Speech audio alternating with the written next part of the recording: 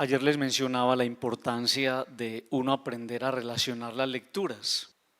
Algunas personas podrían pensar que la iglesia irresponsablemente dice, pongamos esta lectura aquí y acomodémosle este evangelio. No. La liturgia, el orden de la iglesia es muy especial porque tiene toda una dinámica donde siempre esas lecturas que escuchamos van a estar siempre de alguna manera respaldadas o ligadas al evangelio. Les voy a hacer un ejercicio, vamos a darle una miradita a la primera lectura, le damos una miradita al evangelio y vamos a mirar cómo se encuentran. En la primera lectura vamos a escuchar una expresión muy triste.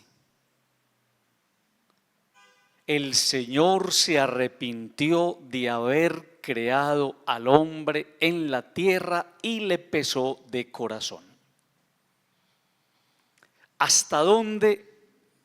Recuerden que el Señor nos hizo buenos, que el Señor nos regaló un corazón muy bueno. Pero ¿hasta dónde ha llegado la maldad y la corrupción del corazón del hombre? Que dice el texto, Dios, se arrepintió de haber creado al hombre.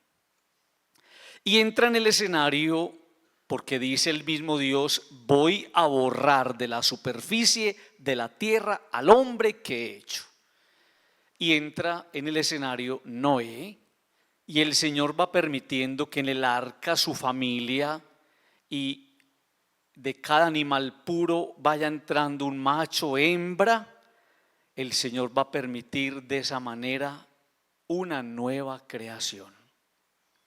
Viene el diluvio para anular en cierta manera esa experiencia de pecado. En el Evangelio, y atención a esto, dice el texto, a los discípulos se les olvidó tomar pan y no tenían más que un pan en la barca. Y Jesús les decía, estén atentos con la levadura de los fariseos y de Herodes. Y discutían entre ellos sobre el hecho de que no tenían panes. Los discípulos van en la barca y están preocupados porque no tienen comida. Y entonces en ese momento el Señor les va a hacer una pregunta. Ustedes, ¿por qué son así, hombre? Ustedes no se acuerdan del milagro que yo hice. Ustedes no se acuerdan de la multiplicación de los panes. A ver, ¿cuántas cestas recogieron de sobras? Y ellos fueron capaces de responder cuántas. Y entonces termina el Señor ese texto diciéndoles, y ustedes no entienden.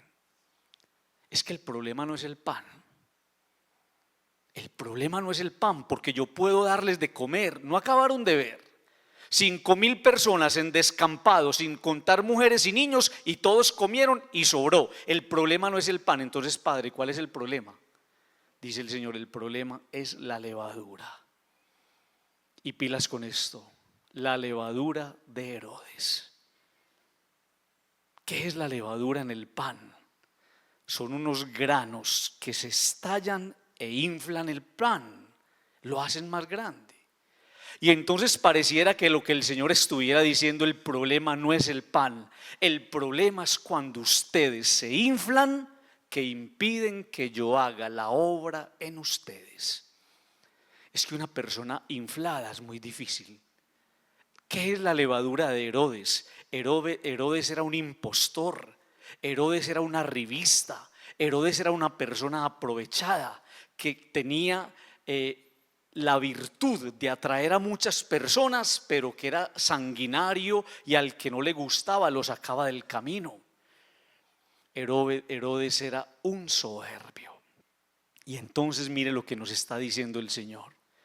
Yo puedo darles de comer, pero si usted es soberbio, su soberbia frena la obra que yo puedo hacer en ustedes.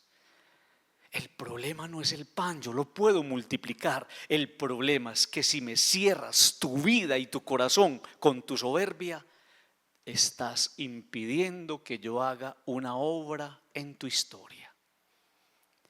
¿Cómo vamos a relacionar esa primera lectura y ese evangelio?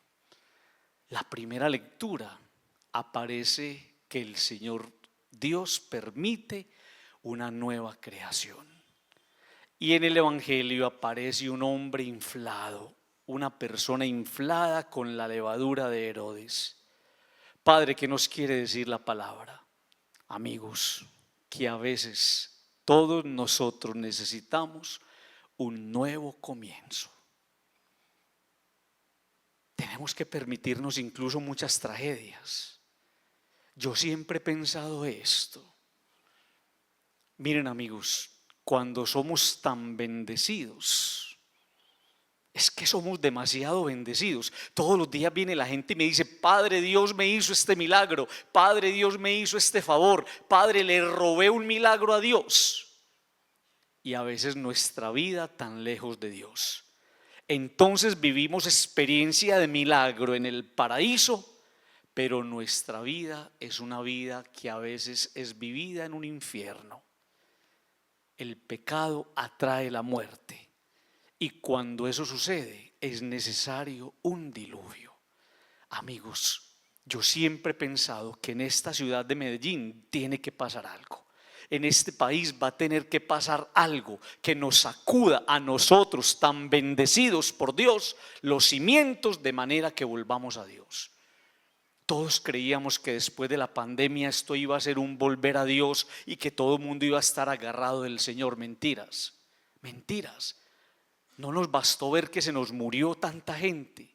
No nos bastó ver que en nuestras familias la vida de muchos fue arrebatada. Yo me acuerdo en la parroquia donde yo estaba, yo estar enterrando al papá, a la mamá y a un hijo en el mismo momento. Eso no nos bastó. Y entonces no se les olvide esto. A veces es necesario provocar un diluvio.